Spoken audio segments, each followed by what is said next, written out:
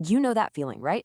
You hit compile and bam, a wall of red text just smacks you in the face. It is so frustrating.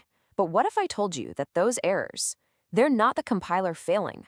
What if they're actually one of its best features, a superpower even, designed from the ground up to help us? All right, let's get into it. So here's what we're going to cover. We're going to take a journey through the whole compilation process. We'll look at how your compiler is really on your side, checking for valid words and making sure you're following the grammar rules. Then we'll see how it figures out if your code even makes sense and how it tries to recover when it does find a mistake. And we'll wrap up by asking, what would the perfect error message even look like? First things first, let's get this straight.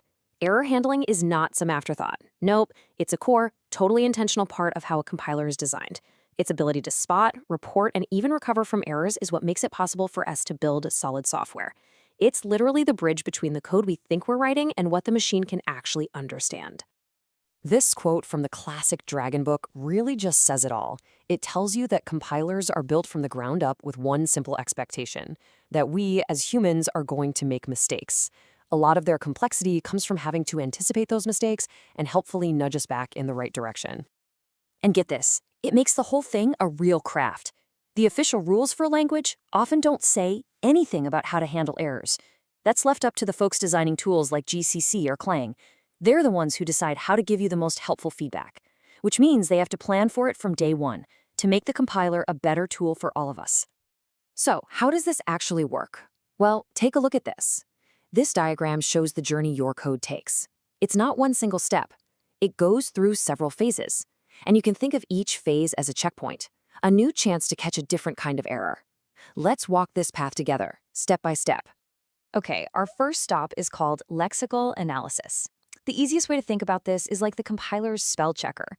Before it can even try to understand the sentences you've written, it has to make sure you're using real, valid words from the language's dictionary. So a lexical error is what happens when this part of the compiler, the lexer, is scanning your code and just finds a string of characters it doesn't recognize at all. It could be an illegal symbol or just something that doesn't fit any known pattern.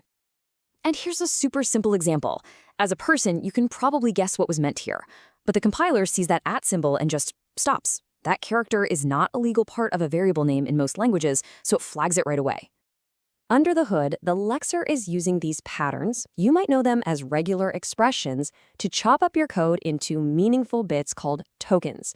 So int is a valid token, no problem. But @value? That doesn't match any valid pattern for an identifier. So boom, error reported. This is the very first line of defense. All right, on to the next checkpoint, syntax analysis. We've got our stream of valid words, or tokens. Now the compiler needs to check if they're put together in a way that forms a grammatically correct sentence. Does it follow the language's rules? These are probably the errors you know and, well, that you know. We're talking missing semicolons, a parenthesis that was never closed, a keyword you accidentally misspelled. The basic structure of your code is just wrong according to the language's grammar book. And here's the Hall of Famer. I think every single person who has ever coded has done this. The parser, which is the component doing this check, sees that opening parentheses, but it gets to the end of the line and never finds its matching partner. See, the parser's job is to build a kind of blueprint of your code, usually called a parse tree. When it gets a token that just doesn't fit into the blueprint based on the language's grammar rules, it knows something is wrong. It's basically the compiler telling you, hey, I see all your words, but this is not a valid sentence. Okay, so our code has valid words, check. It has correct grammar, check. We're good to go, right? Well, not quite. Now we get to the really sophisticated part, semantic analysis. This is where the compiler asks a much deeper question. Does this grammatically perfect sentence actually mean anything? This is where the compiler starts to seem really smart. A semantic error happens when your code looks perfect on the surface, the structure is fine, but it's trying to do something that's just nonsense. Think about trying to add a number to a word, or using a variable you never actually created. This right here is the classic example of a semantic error. The syntax is flawless. Type identifier equals value. It follows all the grammar rules. But the meaning? It's totally off. You just can't cram a string of text into a variable that was built to hold a whole number. And that's precisely what the semantic analyzer is looking for. It's using all this extra information about types and logic to find these kinds of inconsistencies. It's the part that's checking for type mismatches, undeclared variables, or maybe you're calling a function with the wrong number of arguments. It's making sure your code isn't just well-formed, but that it's also meaningful. Okay, so the compiler found an error. Does it just throw its hands up and quit?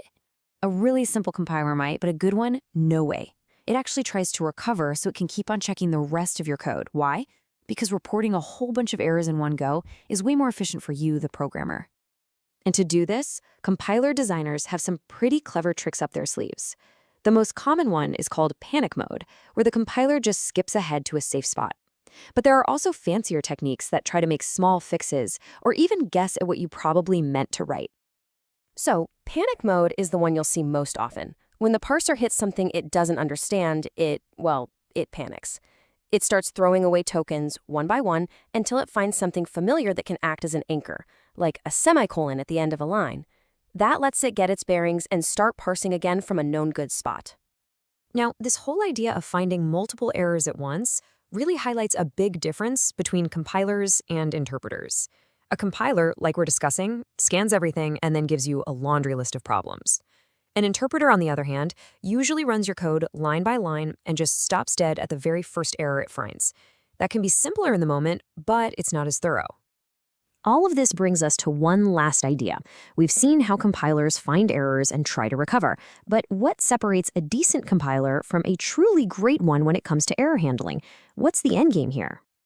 I think this quote just hits the nail on the head. There are two main goals. Goal number one, stability. The compiler should never, ever crash, no matter how ridiculously broken your code is. And goal number two, clarity.